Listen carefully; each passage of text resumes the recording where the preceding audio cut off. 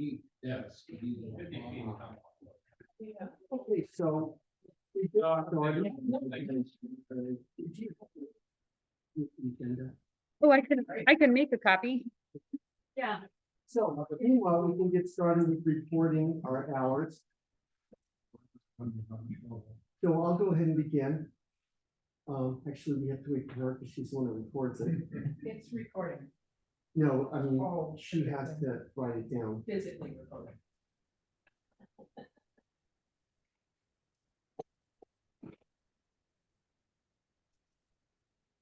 Hi, Bob. How you doing? Pretty good.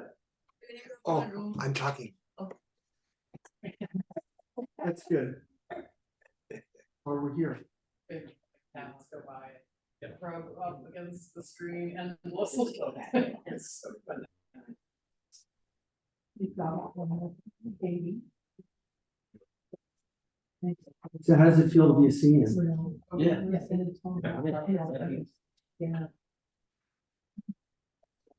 Best part about it is senior ditch day. Hasn't happened yet, but Yeah, comes. I look forward to that for 4 years. Yeah. Not that I never cut class. Yeah. But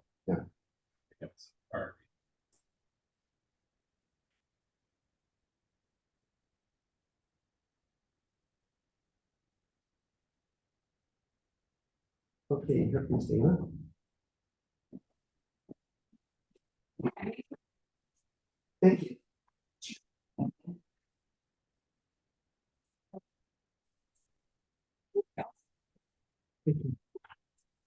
All right. Okay, so we'll report the hours worked, so I'll get started. So the meeting time last time was 1.5 hours. My volunteer time was 14 hours, 15 minutes, a total of 15 hours and 45 minutes. And then, Laura?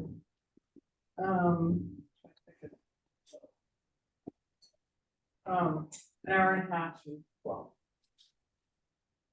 11 altogether. And then, Uh, 3 at the Johnson Park plus meeting. All right, great. And Bob? The last meeting, can you hear me? Yes, sir. The last meeting and also the Zoom short meeting. oh, yeah. All righty. Sounds good. Okay, we got that done. Okay, so do we have any comments from the public on any item not on the agenda, either folks here or folks from Zoom? Is somebody on the screen, Jenny or something? Jenny looks like she might be trying to. She's in. muted. She's in, yeah. She's muted though. I don't know if Jeannie has any comments or any visitors that we have today who are here. Alrighty. So introductions and presentations. We do have a slight change. Our city manager cannot make it today. Okay. Sorry about that. Oh, that's So we'll have understandable. to reschedule. Okay, not a problem. He's obviously very busy. And so our next introduction is Jason, Vegetation Management Coordinator on the phone. Jason Paul, Vegetation Management Coordinator. Welcome. Thank you. And Can you just talk briefly about what you've been working on at the city? sure, so for those of you not familiar with it, Camden has a prohibited vegetation ordinance. And the gorse abatement program is part of that, which requires property owners to kill gorse on their property. And I am the person responsible for reaching out to homeowners, property owners, and helping them with resources if they need it, making them aware of the ordinance, and forcing timelines for gorse removal. And I work with a code compliance officer in the police department, should it come to that, to require that the work gets done. We're in District 3 of a 7-district abatement plan. District 3 is Beach Loop, which has been very challenging because it involves working on Ocean Shores, which is Oregon Parks and Recs Department. So it's some snags with that. That's taken longer than we thought it would, but I think we're moving forward with that, getting Gorse off the bluff.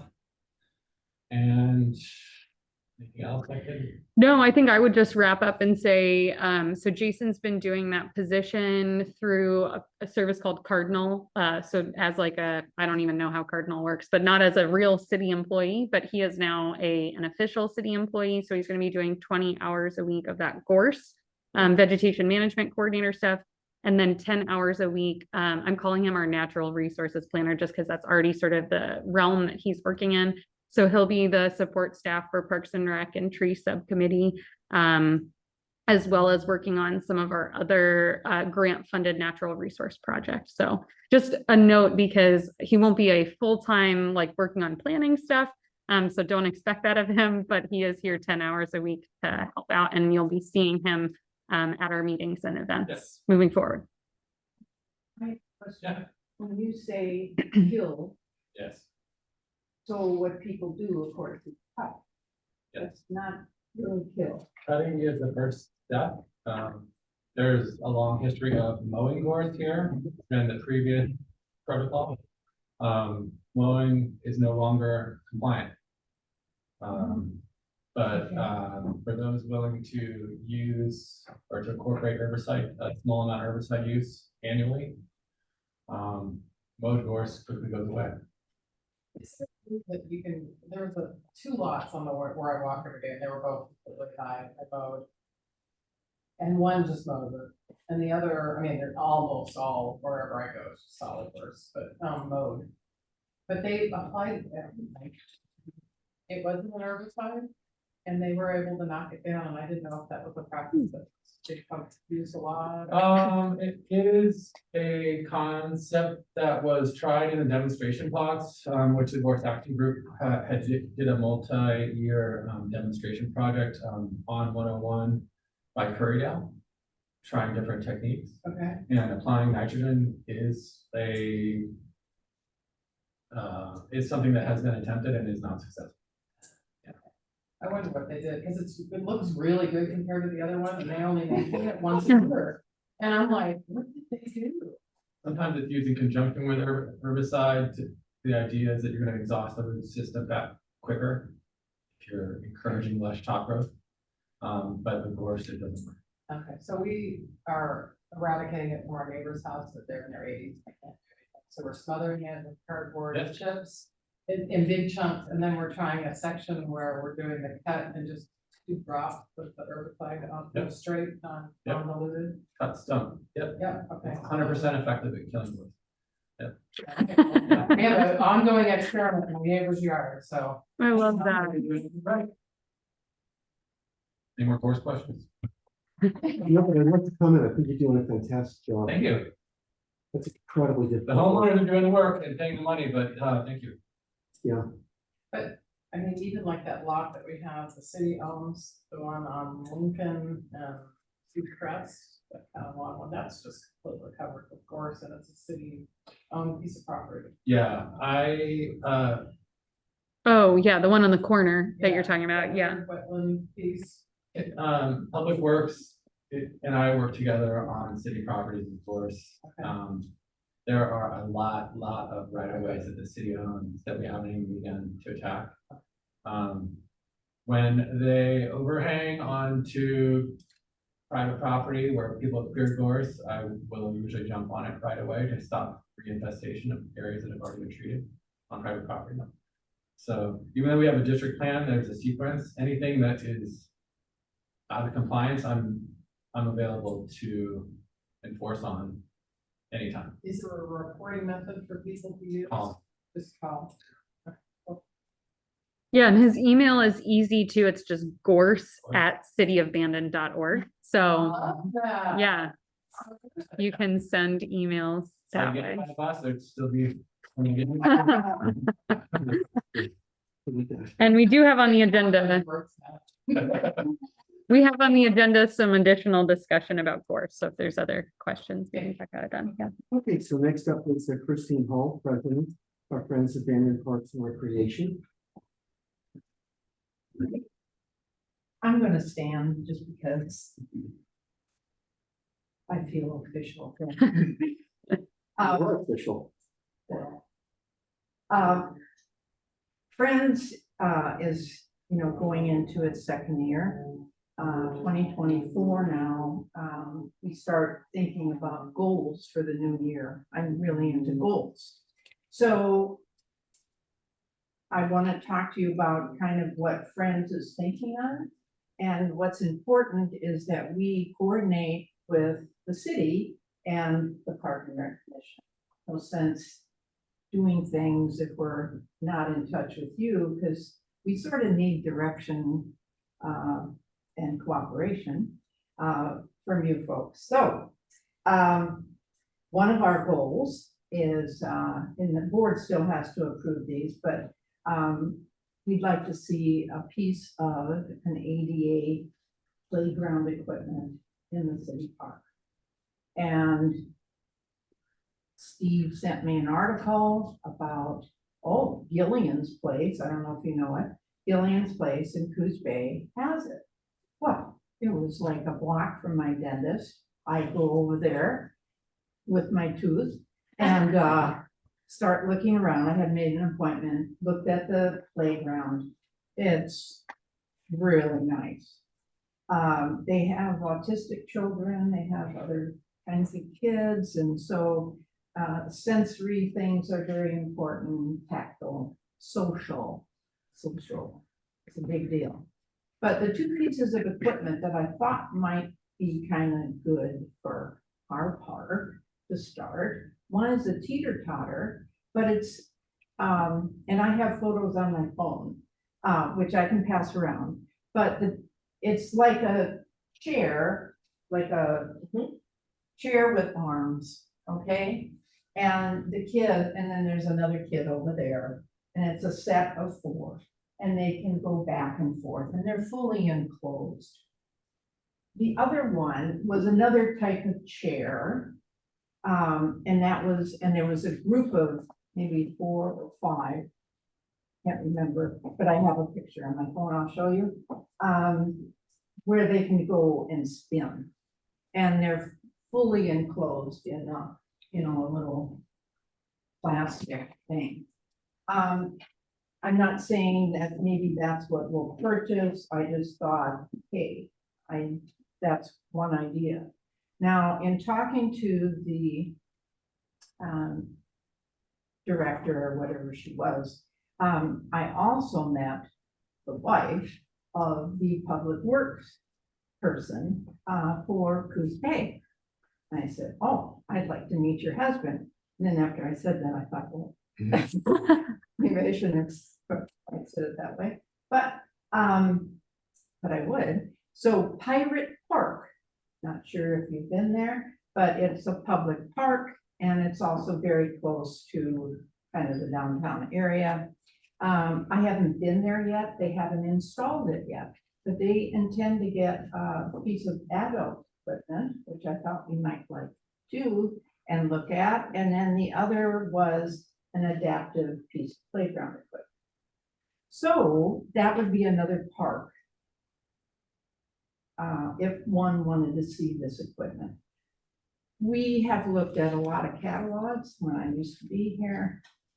You don't get the same feel as when you actually physically see it and then figure out, okay, how would kids use this? And it was a different feel. So I wanted to report on that because I thought, and Steve and I didn't really talk about it much, but he and I were thinking the same, that maybe a field trip at some point. We would like to raise funds, possibly Friends would, for a piece of equipment, if the city's interested. Okay, and then last time I did talk to you about the skate park event, that would be a goal for next year. And the other one is a bike rodeo.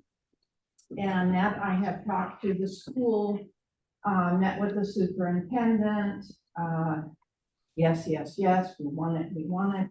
And we're talking about spring, and I still need to meet the teachers and talk about how this might work. And in May-ish, April, even if it rains, we can do it outdoors. We talked about how we might do that. talked to the librarian about doing a bike to book so that they would start there, we would do our little thing, and then they would bike over here. So I talked to Cycle Oregon, so I've got people kind of lined up, but all the work needs to be done still.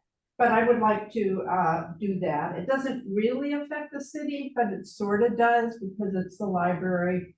I might want to close off 8th Street a little bit, make it safer for the kids to ride in mass, you know, so it does involve the city in a way. Okay, the next, and this is really kind of why I'm here, which is Wild Rivers Coast Alliance. When one goes after money, either one picks a project like an adaptive piece of equipment, and then you look for funding source. But sometimes a grant comes up and you say, oh, well, what would I have to do to write and get money for this grant? Oh, well, it turns out they sent me the proposal twice because they wanted to make sure, I think, and she wrote a note, that we would apply, Friends would apply. And it's because of the work we have done and they would like us to apply. So Johnson Creek would be perfect because of what they are requiring in terms of the grant. It needs to be community, it needs to be environmental, it needs to promote, you know, if it could promote tourism, blah, blah, you know, they have 3 components to the grant. Johnson Creek is like perfect. What could we do at Johnson Creek? So paths, I'm really big into trying to get a path. If it could be interpretive. Now, there's not much money. There's only 5,000, so you can't do both. Yes, I want to do another one like a story walk. I want to do that, but that was like 5,000, believe it or not. By the time you pay graphics and lamination and yada yada. So 5,000 is not going to put in a path. However, in addition to, on November 2nd, right at the Mill Casino, is a conference of trail builders. Just happens. It costs a little bit of money to go to all 5 days, but you would learn and talk to other people that have put in trails and paths. So, you know, I've got that in the back of my mind. It's, you know, it'd be nice if Dana could go. Right. It's very sweet. Yeah. Can't do it, but I do know people who are going, so Oh, really? yes, yeah, Okay. we can pick their brains. Okay, Yeah. okay, that's good. So, I would like to, I wouldn't say we at Friends of Abandoned Parks and Recreation would like to apply for this grant up to 5,000. That's the limit for either a rudimentary path, at least to get us started. It could even be gravelish, you know, crushed a little bit. Anyway, Anthony has worked out some of the numbers on it. We could do a little bit of it, at least to get us started. The other idea was a bridge, just a footbridge, nothing fancy. It could even be just a metal, I've seen them in catalogs, just a metal bridge, you mount it on either side of the creek. And you can put 1 or 2 people on it, you know, it's not, you know, but it is steel or whatever it is that it has to be, aluminum. Those are my 2 ideas for Johnson Creek. Current bridge is not supposed to be used and it's wood. Oh, it's awful. Well, Should be farmed out. I'm know. saying it could be done down, but but it's not technically, yeah. There's several bridges. Yeah. Of varying degrees of. One's not fantastic at all, and one's, Right. not great. So, as a spokesperson for the city. Oh, and the grant is due next week. Oh, Control. And the reason I didn't move any forward with it, you know, I got notice of it right after your last meeting. And I needed to bring it here. I don't know if I should go ahead and pick a project, any project. I hate to see the money go. Well, I'm gonna play my least favorite role of Dream Crusher over here, just because there are a lot of things with that park that before we invite people in formally and make it a park, there's a lot of work that has to be done up until that point. We don't have parking, we don't have like access for it. And so I would be nervous about putting a pathway in without it being an actually accessible park and without us doing some additional work as far as like the crossings are concerned.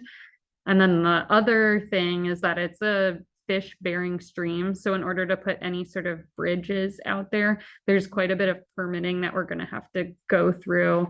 Tim has looked into, I mean, you might be talking about something a little bit more basic, but instead of doing like a culvert bridge, he's been looking into the railroad cars that are much less expensive, and require much less permitting because you don't actually have to like do any inhibit any sort of fish movement. Right. But I think we're not there yet.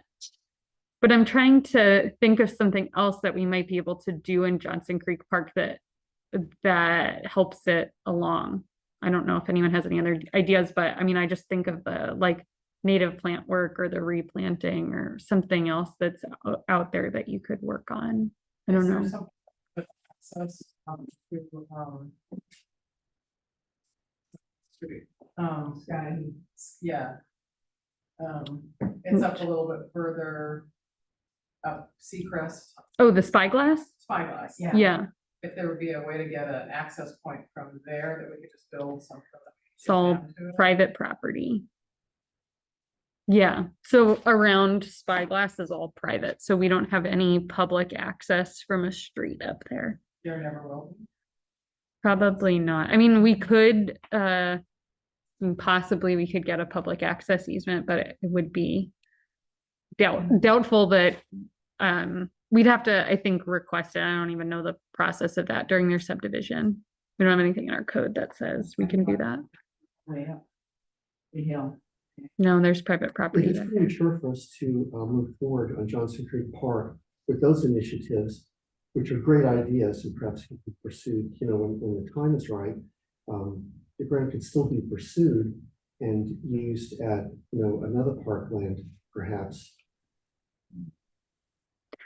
Yeah, I mean, I think the other thing, and to back up, is Johnson Creek Park is not even identified as a park in our Parks Master Plan, which is later on in the agenda to talk about. So we can't really pursue it as a public park until we make that amendment to identify it in there. But yeah, I mean, there's other park land available and identified in that plan that you might be able to make a difference on, like $5,000 to, I think of the one off of like Rogers Place that's supposed to be a little mini park. Have you seen? And I think it's Rogers Place, and here I can maybe pull it up on a map.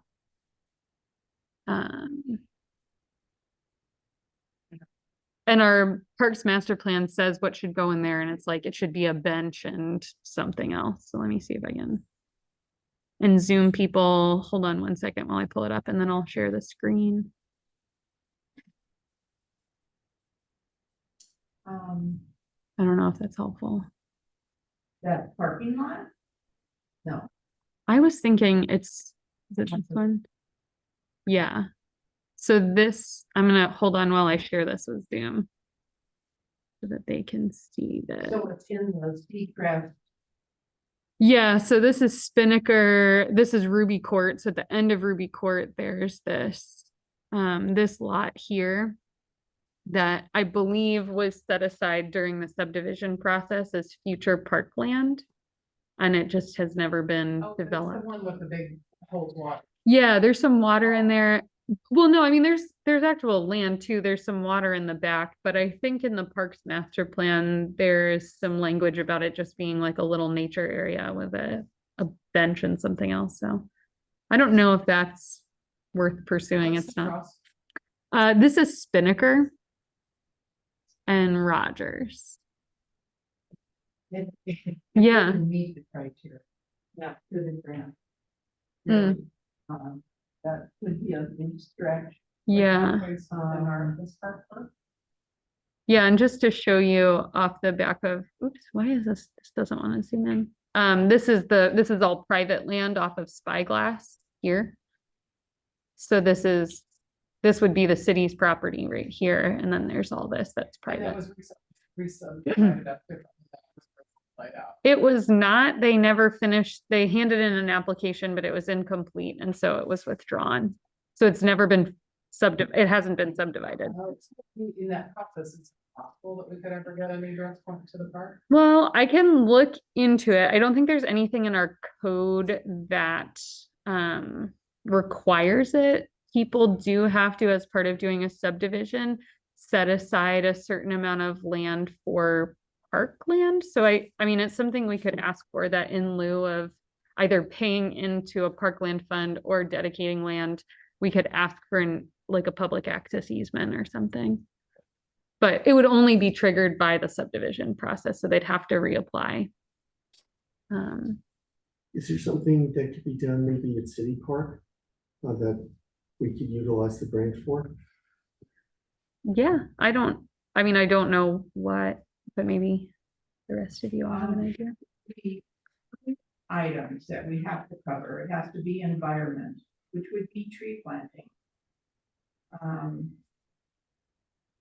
Community support from multiple entities, and economy, create a positive environment for economic activities. Tourism is listed, working landscapes, education and outreach. Okay. So, I'm thinking of your idea with interpretive signs. I'm thinking of your idea, buy some more plants. And, I think our board would want to think about this, and then we'll present something by email real quick. Well, we can't make decisions over email, so we'd have to schedule a special Okay, meeting okay. if we needed to do something like that, Okay, which isn't okay. out of the question. Thank you. Yeah. I'm done. Thank you. If I could follow up to just your pathway idea, because I do think it's really wonderful. And I'll talk about it a little later under my staff update with the Beach Loop connector that we've been talking about. There's some funding called the Oregon Pathways Grant. And it covers, like, if you're connecting major areas, so like big sections of pathway that are off of the city right of way. So we have talked about looking into using or applying for that funding at some point to put pathways through Johnson Creek area as a connector to the Beach Loop Drive thing. So I don't think it's out of the question. I'm just not sure if the timing is right now. But I think that's a great opportunity maybe for Parks and Rec and Friends Abandoned Parks to work together on that grant application when it is time. I think that's a good opportunity. I have a question.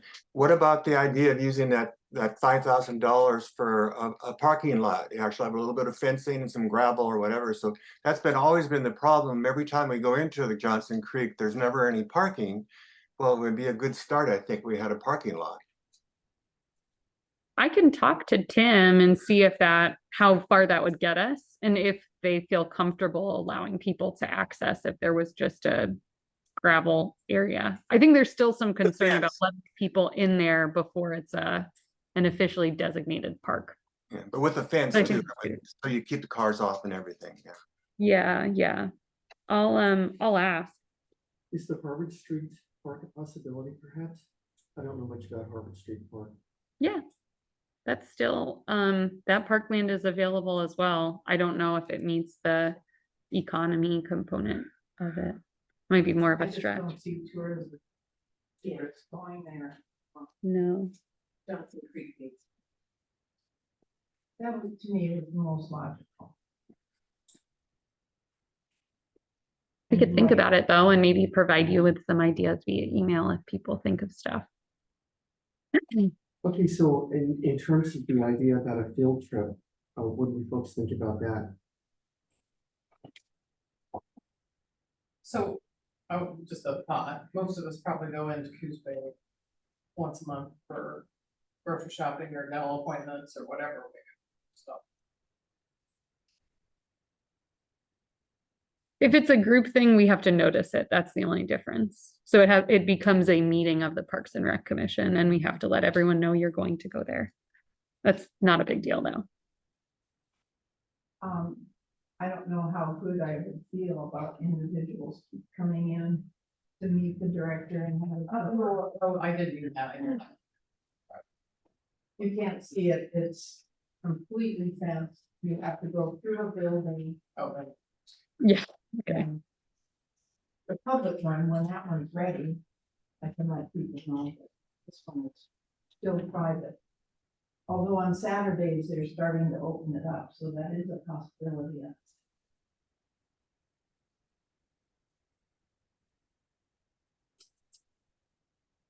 I think it's up to the group if you guys want to go.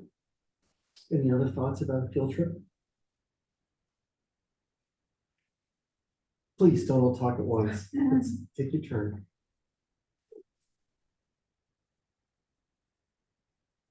I forget the name of the park. Are you thinking of the Arc Park that you No, visited? Oh, as you're going up to Walmart oh, and the apartments, and then there's the little, no, hold it, I'm in the wrong spot, hold on a moment.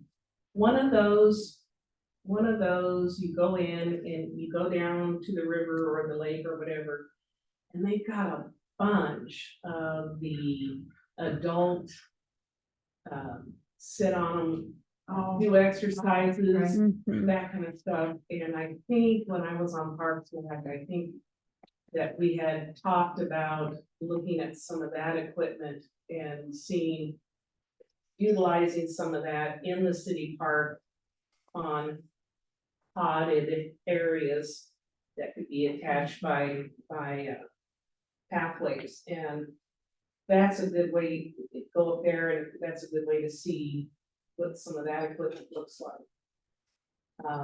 I don't remember if any of it was adaptive, I think it's just all for, the section that was there was for seniors. And it looked like it was being used, I mean, they didn't look pristine, as they had wear marks on them, so people were using it.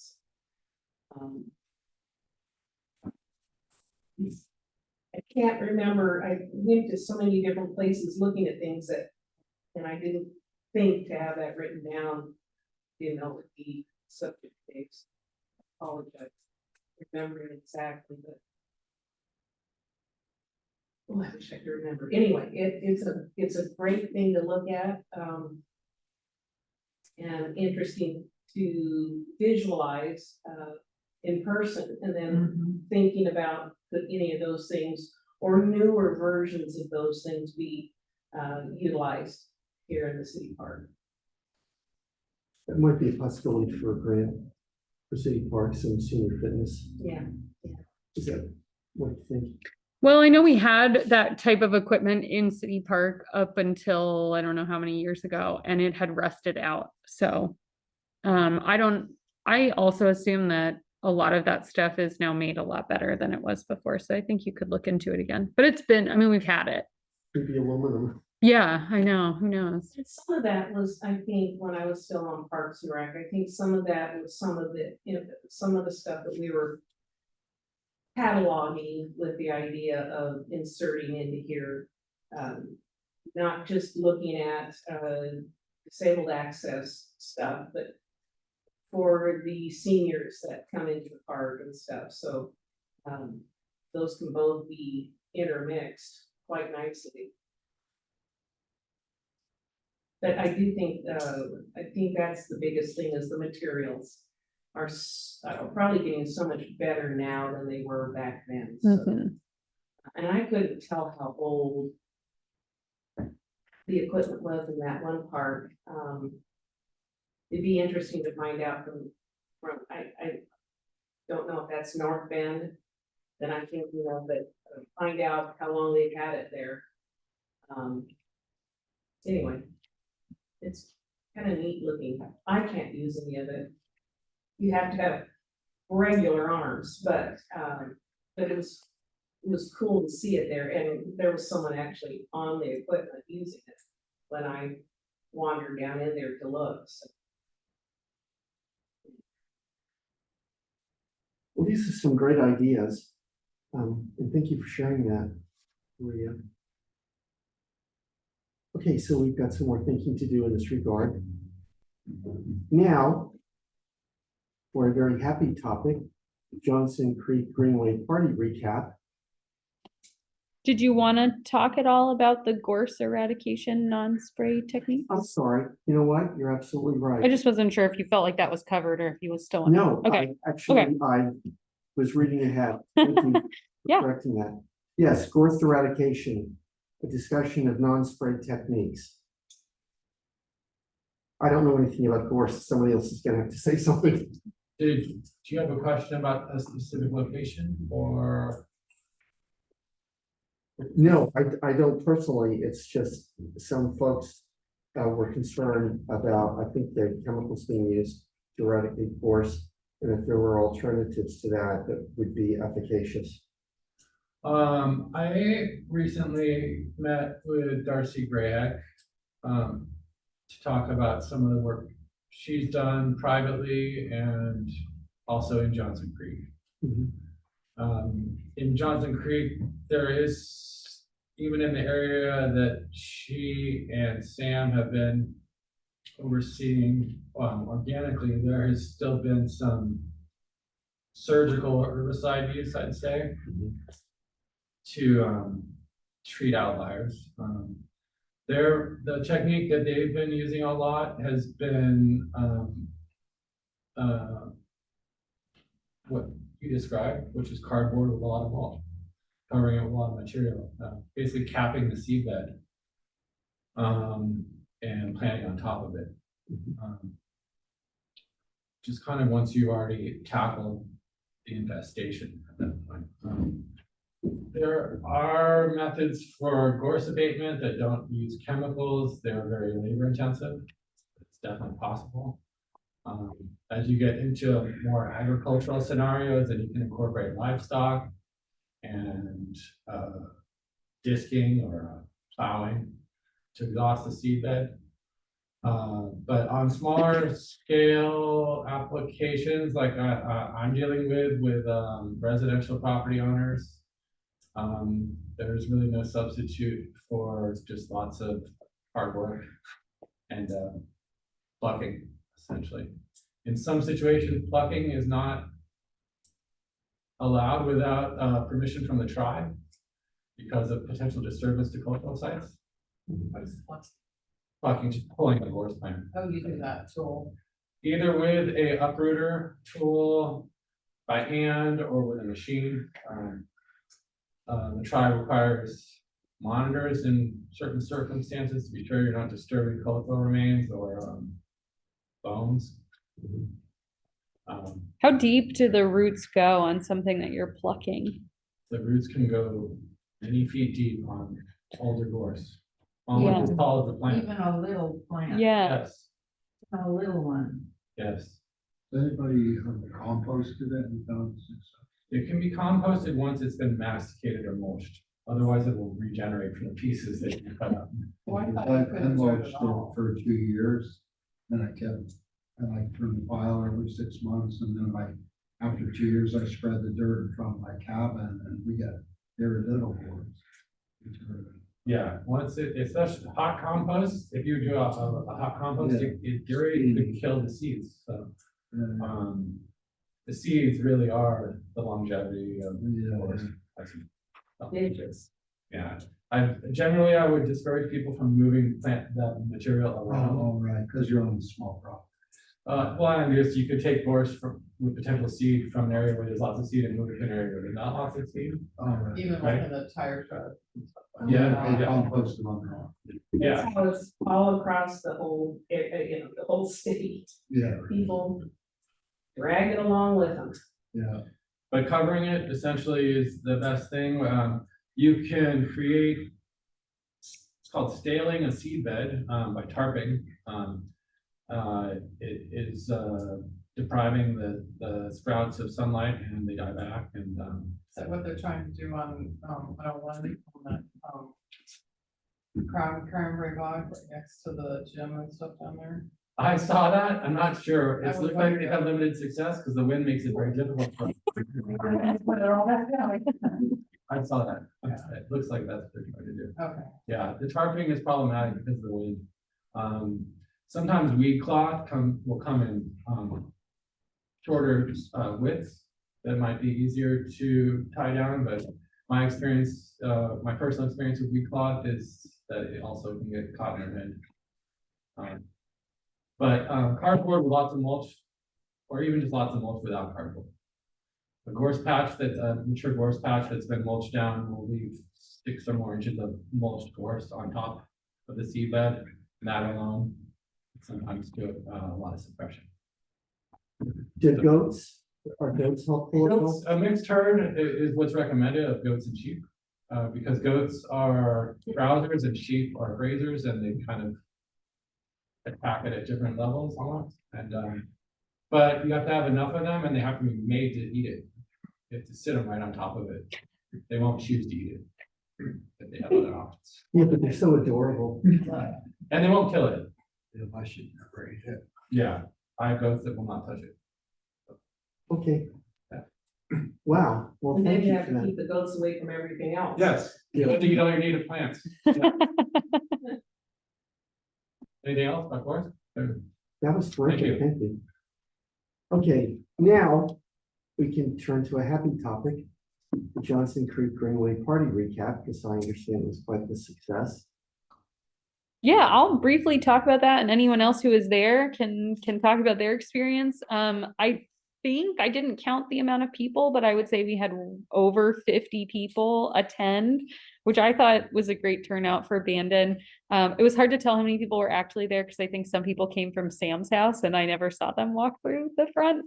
But we did have, so we had a little welcome station.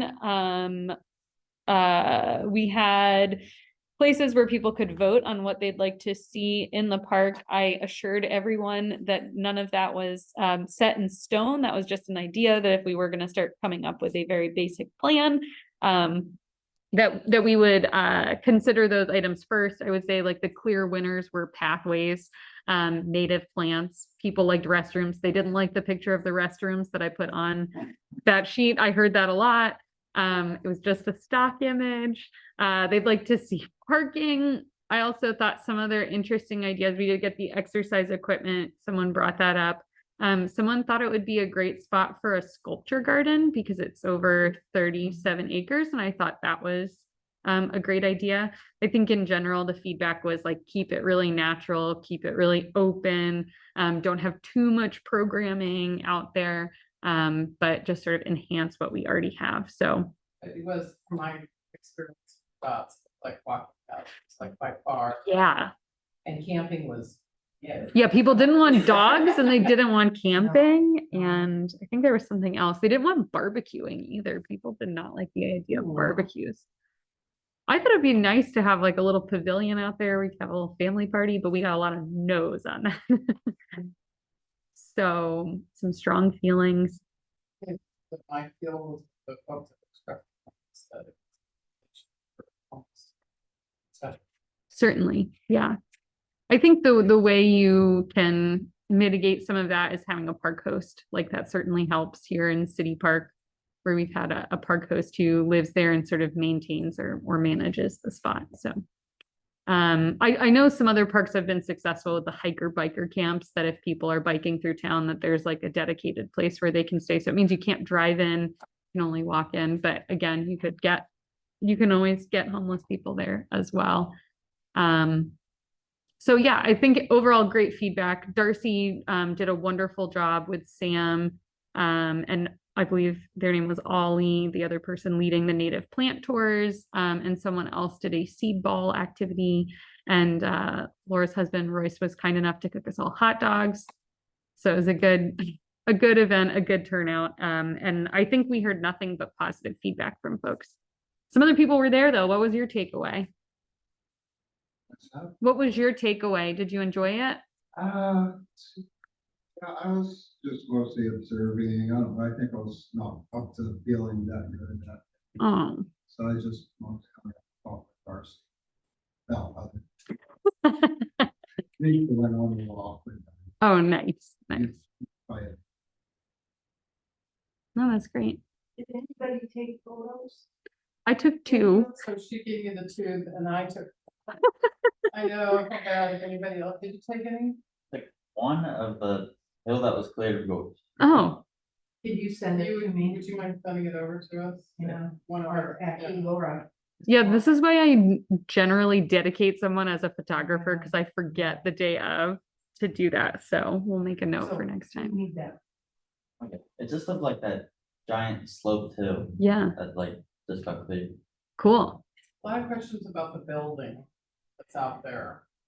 Oh, Is it our building or? yeah. Did it come with the park? You're talking about the one that's like over by, Or the base of that hill? Yeah. we just talked to Tim about it last week. So it is our building, but the only way to access it is from Best Western, right? Yeah. So it will remain for now. I think it just depends. I mean, it's a good place to store things should we need them during any sort of construction out there for building paths. I'm sure it's a great place to put an excavator, that sort of thing. So I think they've historically just kept a mower in there, but now that the bridges don't work, I'm not sure what their plan And I is. think part of it, belong, building is partly on the other person's lot line. That could be, And But- so if it gets torn down, that's it, you can't yes. rebuild. It's tricky, surveying was done differently back Or people just put structures up without asking then. whose property it was. And yeah, to be fair, we inherited it. It's from when it was a golf course. So that was in different ownership at the time, but yeah. I'm a newbie, so I don't know all the politics, but apparently it was a big thing to buy that, make it public, and I think and there is no how do I put it, no funding to create public land. I come from a place where it was a huge thing to buy everything that can get built on. But Colorado Springs, 5% of the sales tax goes to COPS, which is buying, open and maintaining. Wow. We had sales tax, so that helped. Yeah. 5% of that went buying lots of land. And there's nothing in the city budget to buy land, which you end up with developing land because it's all land for development, that's private land. So I don't know if there's anything can be done about that, but it was just struck me as, it was just great. It was great that someone had the foresight to say, let's buy this land and let's bring it, make it public land rather than have a private land. My vote, by the way, is, yeah, you've got a wonderful park here with lots of stuff to do. So it'd be nice to have a park where there's less stuff to do and nice places to walk. Mhm. That's my vote. Well, thank you for sharing that. Just for the record, can I have your first name? Neil, Yeah. Neal. Thank you, sir. Yeah, I think your sentiment is what we heard echoed amongst a lot of people, because we don't really have a lot of open space land that you can access near city limits. So I think it's great. Yeah, and then if you don't have that set aside as public land, it is private land, so they can build 1,000 houses Mhm. or a huge thing, water tank, whatever, because that's their land and that's what they do. I think it was designated as a wetland area, so it couldn't be anything except golf course or park. But people around here like building golf courses. Well, it was go. It I know, that's. was a cute go.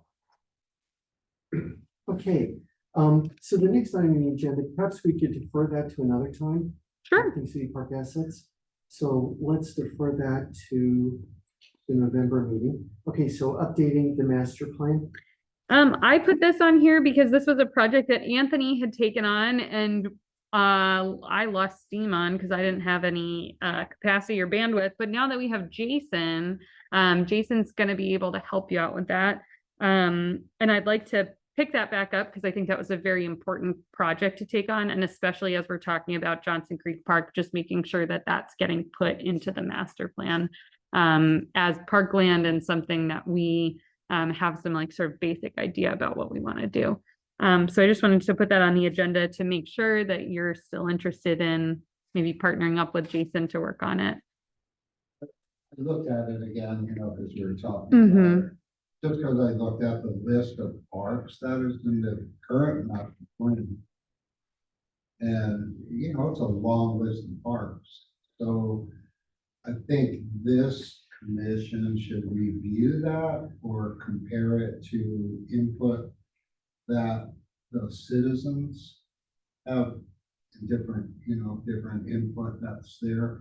Because the old master plan seemed like it was more of a catch-all thing. Mhm. And what I was looking for was try to bring it in and make specific targets for a shorter period. The last plan is pretty much open-ended, and I think there's a statement until that time when you do another one or whatever. But, so I think it should, number one, I think it should be a plan that has a timeline. And then should be replaced and reevaluated at the end of that timeline. So the introduction is excessive. I think the plan is extremely excessive. So the introduction could be just an executive summary. The whole community demographic area could just refer to some other city document. Doesn't need to be reiterated there. Just in my previous career and working on those plans, I was trying to discourage that. If people like consultants always want to bulk up all that redundant information, and you end up with a 150-page plan that, you know, everybody with, this is how it was founded, and you're, you know, and give you the history. Well, it's repeated in like several documents. So I think, so chapter one, I just like try to hold the same format. We did look at the Klamath plan. I think that it was more like up to date with graphics and but they had a whole committee, you know, citizen committee that looked pretty big, like 12 or 14 people. that Wow. did it. So, but anyway, the current city plan, there it is. The beginning should just be an executive summary, quick. Here's why we're doing it. Chapter 2 points something else about what Bandon is, what it was, how it started, how many people are here, blah, blah, blah. And then the third chapter is the list of city parks. And I think that's where we need to look at that and see if there's going to be any, if we're including stuff that we could just say, okay, this city owns it, like whatever it is, there's like 30 or 40 different properties in there. So I think we should either say, this is city property, there's nothing intended for this. But anyway, I was just saying, like, get into some specific targets for specific city parks.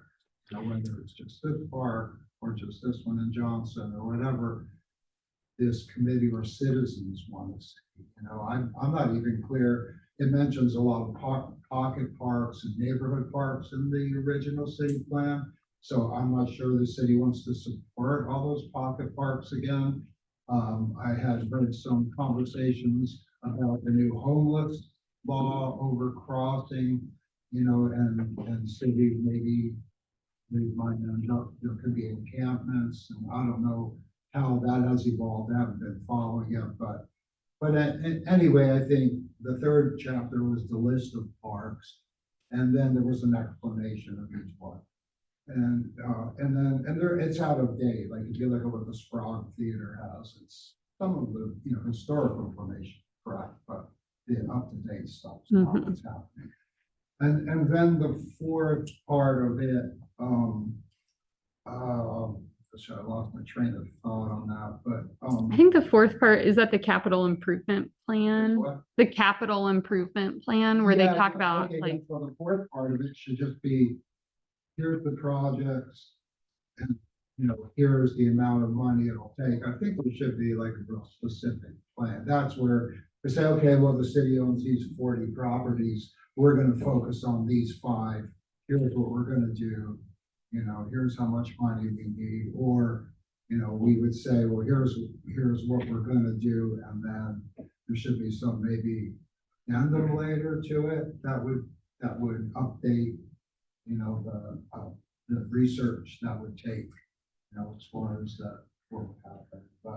But anyway, I think it could be a lot shorter and a more specific document that's actually an action plan, not just a, you know, like, well, we did it. And it's part of the city's, you know, I don't know if the comprehensive plan relates to it. yeah, I think it's an element of the comprehensive plan. So we do have to. Would you volunteer to continue to work on that, and you could work with Jason? Yeah, I guess so. I mean, I can give support, you know, I think it's really, I think the city employee, you know, can drive it, and I can, you know, I can help for sure, or we can collaborate on it.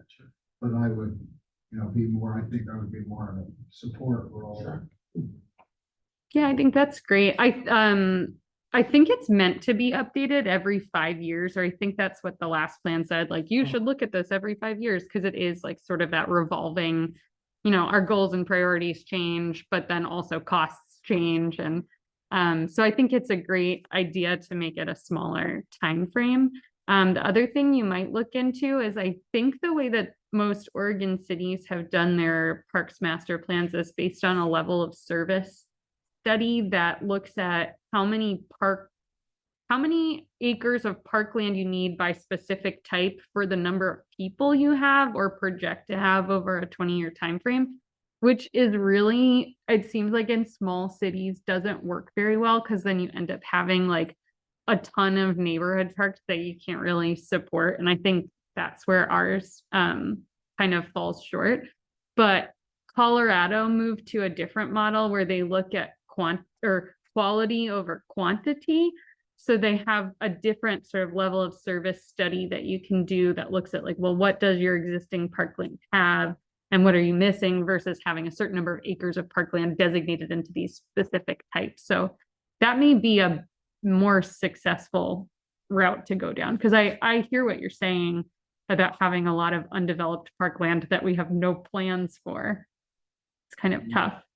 But yeah. State that, you know, unless, and then people can stand up, like, I've heard some, you know, citizens say they wish they had a neighborhood park, because even though they're city park, but they don't want their kids crossing the 101, you know, stuff like that, where they say, well, there should be something on the east side, you know, and okay, well, the city does have some land there, I guess, and I'd have to identify that, so.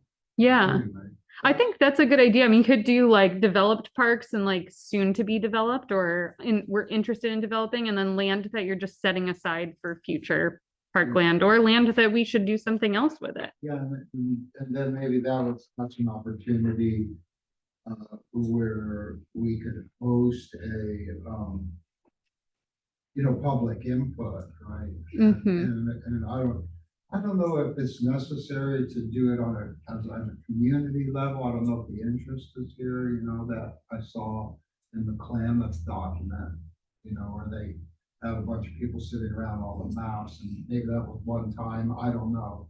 But it just seemed like they had more of a motivation or but I think we should still visit that, you know, just to know, maybe we're not going to develop Harvard Street Park, but to know that at the public meeting, several people have expressed interest in that, and then And this way, at least we can evaluate, you know, what's possible. Yeah, and that may be something where you ask Friends of Abandoned Parks to help out. Also, keep in Yeah. mind, citizens involvement fee, Mm-hmm, you know, make it a collaborative effort. They're good ones. They should be utilized anytime you want to get, public opinion on things. Have them be the hosts and have them use a room like this or whatever and, put together visuals and, you know, get people's opinions. Does that exist already? yes. Yeah, That committee? Mm-hmm, yeah, Sort of. they're supposed to. it does. It's Is it- huge, right? Pardon me? Is it kind of new? It's No, been a requirement, yeah. I was the first chair years ago when it was voted in statewide that there should be a citizens committee to help get information to people and help liaise between the cities and the people that live there.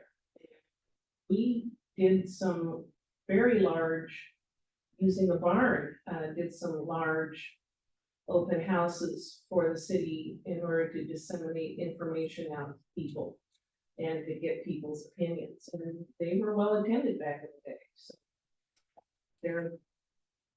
When I was still on Parks and Rec, we talked about utilizing them for some of our projects to get information out. I'm still not seeing them being utilized, so they need to be used, that's what they're there for.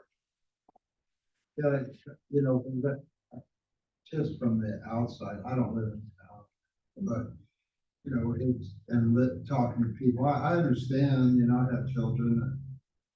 It's nicer to have at least a small place in your neighborhood, you know, even swings, you know, for like little kids, if it's toddlers or whatever, but.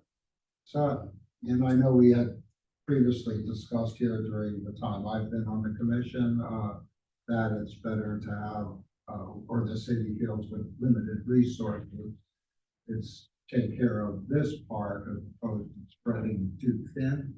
But I think over time and listening to people's comments, I feel like, well, maybe there is a point for having neighborhood parks for, especially for like the kids that aren't on bikes, that aren't in middle school, you know, yeah. And our town's small, so there's not really a lot of fear around, you know, people getting hostage. You know, so I don't think people have a fear that their kids are gonna be abducted, but I understand crossing the 101. Mhm. Let's see. That's a very good idea, Maria, you know, about using the CCI in that regard. Yes, You they're know, there. we tend to meet Yeah, whenever yeah, I there's a think solar that's great. eclipse. So this might be, you know, a propitious moment That we, for that group to meet. So one of the other things you could consider is if you wanna try with a neighborhood park, also try to get a neighborhood committee to help to be stewards of that park. If they have a vested interest, then they can take some of the weight of upkeep, even any number of things could be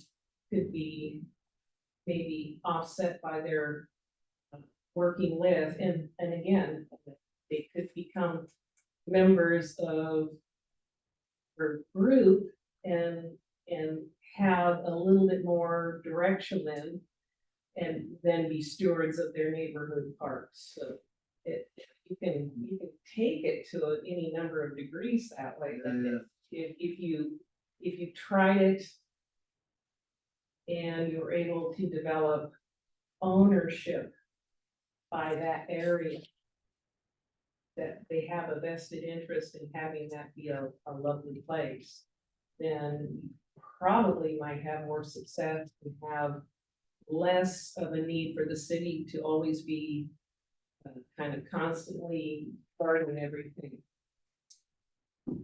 We've also had money in the budget in years past to to do Harvard Street Park. We've just never gotten there. So that's something that we could, you guys could request as a commission, is some budget to look at Harvard Street Park again. Yeah, it seems like that. I think once we get the, you know, blah, I call it the blah, blah, blah. Yeah. Once we get the like Yeah. structure, I'll say more formally, once we get the structure of the document done and have some of that couching information, Mhm. then I think it needs to go to the citizens or ever pull people together and, you know, see what the citizens for community involvement would want, if they'd wanna push that forward, or see if any people are interested in neighborhood parks or pocket parks, and if they would want to serve as a design committee or, you know, and with Friends of Abandoned Parks, you know, we could go after money to try to support these neighborhood parks. Mhm. Already you're developing all these coalescent kind of things, and that's how you are able then to really build on those. Yeah, Instead of trying to do it all by yourself. Yeah. Get various groups to come in and want to help. And want to help develop, and want to help keep it up. and that might be us looking at Friends of Abandoned Parks and Recreation as well, nonprofit. The city, you know, would have, I think, a more comfortable position if citizens were supporting something. So we wouldn't feel like, oh, well, like, wait, no, yeah.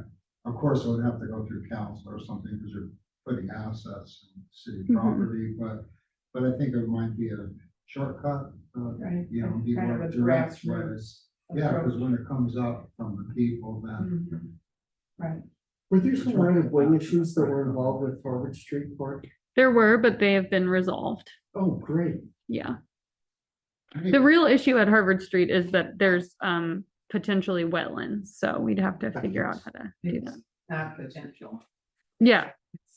They haven't been formally mapped, I guess. They haven't been delineated. So that would have to be work that would have to be done. Yes. So there again, you could go back to the idea of groupings, where you can put groupings of things that.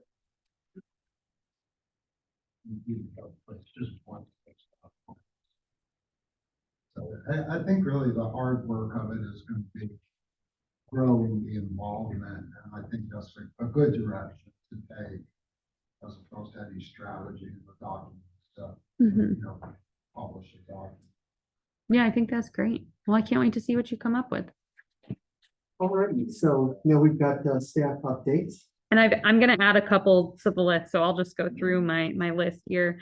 So the public access project, the city council did approve it. So we have to bring an ordinance back at their next agenda for adoption. But that one's mostly wrapped up. The tree subcommittee met and approved the why can't I think of it? The garden, the community garden request, and then Parks and Rec, you did that as well. Thank you. They will meet again. We have to find a date. We have a new employee starting on Monday. It's Nikki Klein, who is on our Parks and Rec commission. So she, yeah, she's Kristen, yeah. New planning assistant. So she'll be helping to support. Yeah, you're the Christine. So she'll be helping to organize meetings and hopefully make me less insane. And then work with Jason on scheduling those sorts of things. They've also scheduled a November planting event for November 18th at 10 a.m. We talked a lot about having coffee and scones, and then from 10 to 10:30, and then 10:30 doing the planting. We'll meet this month and get a poster out, and then distribute that to everybody so that you can help us get the word out about it. If you did the flyer, you Mhm. can put it in Yeah. the newsletter. Oh, okay, we can do So that. the sooner- When, oh, it goes out soon, okay. Yeah, Well, is next week possible? yeah, We'll put it out the 1st of November, so. but we can work have on it it. like- So if I get it to you next week though, okay, I just wanted to make sure that that's. Nikki's first job. Yeah, that's Nikki's first job. There was also a request for a donation update. I haven't quite been able to get that information because our finance director's been out last week and this week.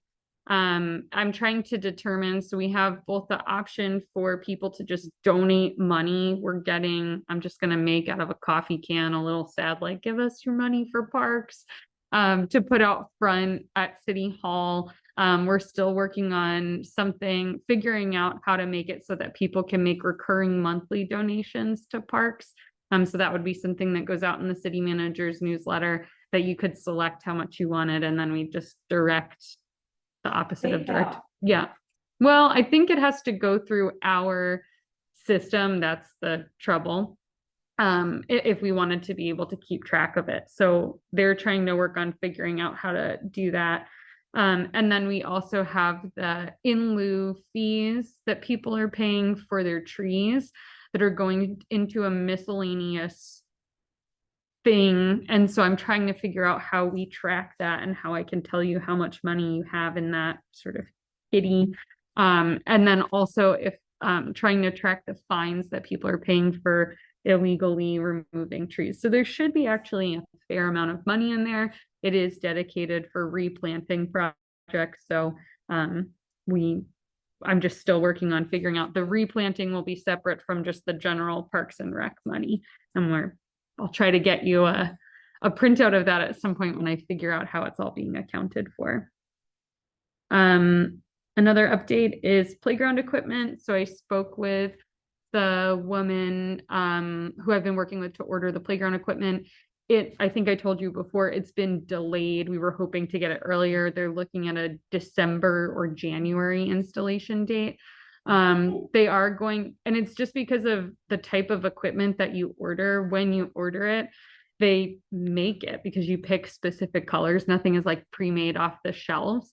And so there was a delay in whatever the ordering was. And then once you hit fall is when they start doing all the installation projects. So they can't schedule you for installation until your stuff is available. Kind of a mess. So anyway, they're going to be delivering the equipment before the delivery occurs.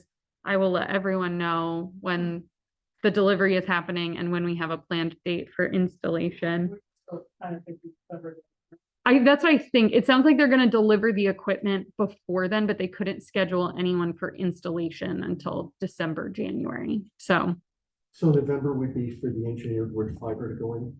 no, that won't go in until after. So what they're going to be doing is taking out the old stuff, prepping the underneath, putting in the new equipment, and then bringing in wood fiber afterwards. So it's possible that the park could be, or the playground could be closed for a couple weeks in the winter. Yeah, but that's bad weather. So. Sure, yeah. Wednesday. So we're still, because we don't have a date for the installation yet, I haven't ordered the wood chips because I don't want them just sitting in a pile in City Park. So that's a little bit of a mess, but hoping to have a timeline for you at some point soon. What arrangements have been made for the disposal of the rubber chips? Nothing. We have no plan yet. We're just going to store them and figure that part out later. Because I don't have a better answer for you. The only answer I could get is that we can get wood chips, but there's nothing I can do. The wait for fabricating the chips when you order them, or? No, the turnaround on them is like 6 to 10 days is what when I got the estimate, it said when you place the order, you can schedule it for a certain date or they can just ship it as soon as possible. I got a couple different options for the wood chips. And so some of them ship from like Portland, some ship from Eugene, and some ship from Roseburg. So it just depends on, I'll go out and I'll get bids again when we get closer and see who's the cheapest. Cause it seems like they're always running these like crazy sales at different times of the year. And so it just changes. Every time I've asked, I get a different price, which is sort of funny, but we'll go with the cheapest option. I think it's all the same weird material.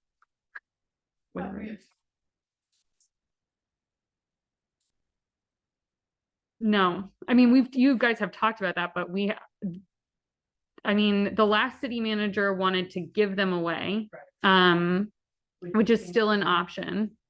You Not can, according to the. okay, I don't want to get into this conversation because I don't have an answer for you. I don't have an answer for you. We will store them somewhere. Yeah, it was not decided. No. The other things that I have on my list here are, there's a recycling event. We've talked about recycling scheduled for next week. It's on the 18th. There should be a poster outside. I can grab it for you. It will be here from 5 to 7 p.m. So if you haven't participated in a recycling event like this before, somewhere else in the state, all of your materials have to have all the labels removed. So you can't have any food residue and you can't have any labels on there. But we're hoping for a good turnout because we'd like to, Even a little film across the top, where you pull that up. Yeah. needs to be cut up. everything, yes, yeah. And, so. But one question, we didn't- I think it's easier if they're sorted into the different types. So if you have the numbers, because the people here are going to be checking each individual container. So it's easier to sort of look at, one at a time or one type at a time. People here won't be peeling food and stuff, so That, it's just one.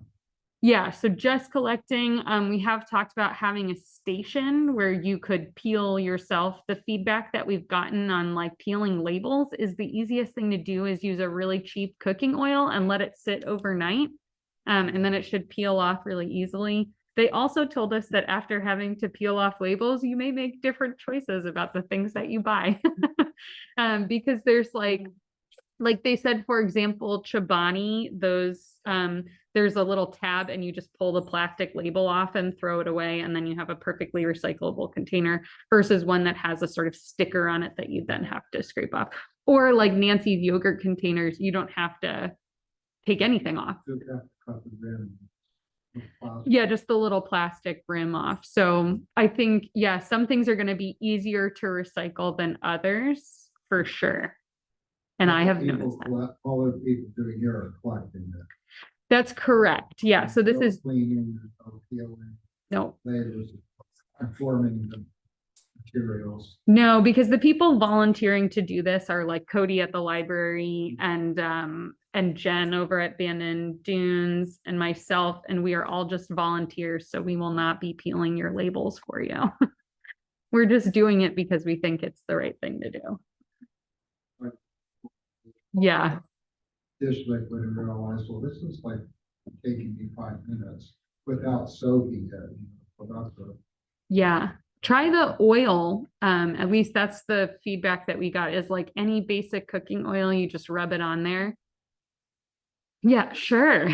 I think like canola oil and then you let it sit overnight. They've said that that sort of dissolves some of the sticky stuff. I use Dugon. Yeah. It comes in a spray and you just, and let it sit for a few and then it comes right. Yeah. lift. The other thing I wanted to let you know about is that we have the transportation system plan. We'll be having an online open house starting on November 2nd. So we'll put that out through the city's website, and that's to provide information basically on existing conditions. So what this part is just you telling us, did we get all of the issues correct? Like all the big problems around town that we're trying to fix, is that right? And we're also going to be doing an open house at the same time for the Beach Loop connector. So there'll be an opportunity to provide this is like the very initial feedback about what sort of configuration you're looking for on Beach Loop Drive. What's most important to you? Is it cost? Is it accessibility? That sort of stuff, the environment. And then also what types of materials would you like to see used out there? So that'll be another opportunity for public comment. We are in the beginning stages of planning a meeting for watershed protection. So over in the Ferry Creek area, that is scheduled for January, and I'll keep you all in the loop because I feel like that's sort of related to Parks and Rec. Hopefully you can help me get the word out. And I think that's it. Any questions? Okay, do we have any commissioner comments? I have one little comment, and it's pretty important, and we put in the manager's newsletter that Johnson Creek Park is paid for. And the importance of that statement is for grants, because we couldn't apply for grants last year, because one of the first questions they asked you is paid for. And so now this opens up a whole nother round of grant opportunities because of project. And that gets back to Neil, your comment, you know, lands and.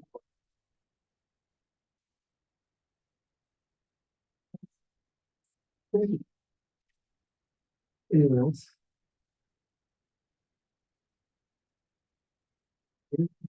That's it. Okay, I blabbed enough. all right. Here we Bye, go. Bob. Okay, Bye-bye. this is gonna be loud. Got my time.